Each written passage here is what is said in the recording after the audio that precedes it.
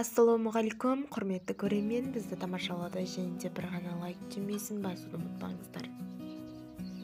Ауылға бардым. Ауылға барсам, бір таныс кісінің жаназасының үстіне түстім. Молда аға бұл дүниенің фани екені туралы өз мәліметтемесін беріп, халықпен әңгімелесіп тұрып еді. Молда аға ел жұртқа естіріп, бұл мәйіттің ешкімде қарызы жоқ еді ма? Деп сұрады. Алайда ешкім үн қатқан жоқ. Молда және қайталады. Бұл мәйіттің ешкімде қарызы жоқ беді? Неге қайта қайталағанын білгіңіз келеді ме? Себебі бұл молда ауылдың тұрғыны еді. Және де бұл адам туралы барлық мәліметке ие болатын.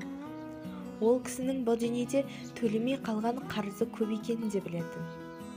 Және де ол қабірде өте көп қабірдің қинағына түсетінін де білетін еді. Себебі оның қарызы көп еді. Сондықтан да ол қайта бұл пәнидің ешкімде қарызы жоқ беді деп қайталады. Сонда топ арасынан бір адам шығып, мәйіттің оң жағында тұрған үлкен ағасының назарына қарап, соған қарап сөйледі. Ол кісінің менде қарызы бар еді. Сұранатын болсаңыз, куәгерлерім де бар. Ол кісінің сұранып жатқаны, оның үлкен ағасы бай, ауқатты семейдан шыққан өкіл еді. Бұл талапкерден кейін басқа да талапкерлер көбейді. Талапкерлердің саны 6-ға жетті. Молда ағаға қарап сөйлейм дегенше талапкерлердің саны 6 жеткеніне ана адамның аузы ашылды. Адамдардың айтуынша, ол кісі өткен жылы пияздардың бәрін жүк машинаға артып Ресейге аттанған болатын.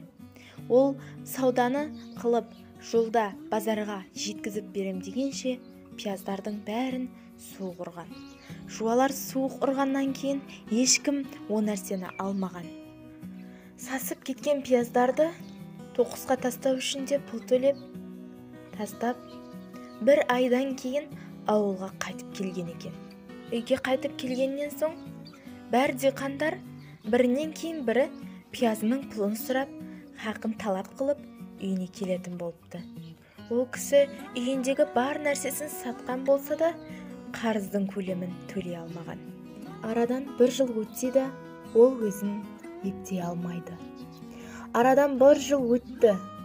Бір жыл өтсе де, ол әлі де қарыздарынан құтылмаған еді. Осы уайым қайғымен жүрегі ойнақшып, жүрек ауырынан бұл дүниеден көз жұмды. Осы уақиға болған адамның мәйітінің үстінде қазір біз тұрыппыз. Сол уақытта молда бар даусыменен үлкен ағаға қарап сөйледі. Сіз махрумның бәр қарызын төлеуді өз мойныңызға аласыз ба, деді. Бірақ ешқандай да үн шыққан жоқ.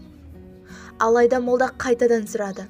Сіз молданың айтуымен, сіз махрумның бәр қарызын мойныңызға аласыз ба, деді.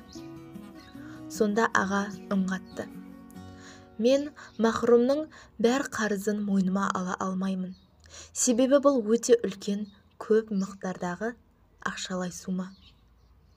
Мен оны төлеу алмаймын. Оны төлеймін деп Алланың алдында жүгінде мойныма алмаймын. Әне сұрасаңыз, ұлынан сұраңыздар. Осы жерде ұлы тұр, деді. Ортаға ұлы шықты. Махрумның баласы 12 жасар жас нәресте еді. Үстіне шапанын киіп, беліне орамал байлап алған. Сол сәтте бала, әкемнің бар қарызын мен төлеймін, деді. Қауымның ортасында наразылық пайда болды. Себебі бала қашан үлке еді, қашан ол ақша табады, қашан біздің табысымызды қайтарып береді деген сұраулар көбейіп кетті. Бірақ молда өзінің мойнындағы қарызын өтегенін түсінгендей, үстінен бір жүк аударылғандай жеңіл болды. Молда асыға жаназаны оқи бастады. Одан соң адамдар табытты жерледі. Әркім өзіне бір уыс топырақ салып, жайыңда жатқан жеріңде тыныш жат. Жаннаттың жұмағы несіп етсін, деді. сол құм тастап жатқан адамдардың біреуі былай деді: бұл адамның менде қарызы бар еді. Ол өлімімен өз қарызын төледі. Мен оның бұл дүниедегі қарыздарынан кештім. Ол қабірінде тыныш жатсын деді. Ол дүниеде ол жарым денесі күйген жағдайда емес, бүтін дүниеде, бүтін денемен дүниеге туылсын. Ақсақалдар бұл адамның сөздерінен рухтанып, және кімдер бар өз қарызынан кешетін деді. Адамдар бірінен кейін бірі ақшалай сумасын айтып, менің осынша қарызы бар еді. Мен осы қарызымнан кештім. Алла разылығы үшін мен осы ақшаларымнан кешемін деді. Содан соң мәйіттің үстіне кетпен тартуда тездесіп кетті. Бәрі Алла алдында разышылығын білдіріп, мақрұмның рухын тыныштандырды. Егер де осы видеомыз сізге ұнап жатса, лайк түймесін басуды ұмытпаңыз. Бізді тамашалауды жалғастырыңыз.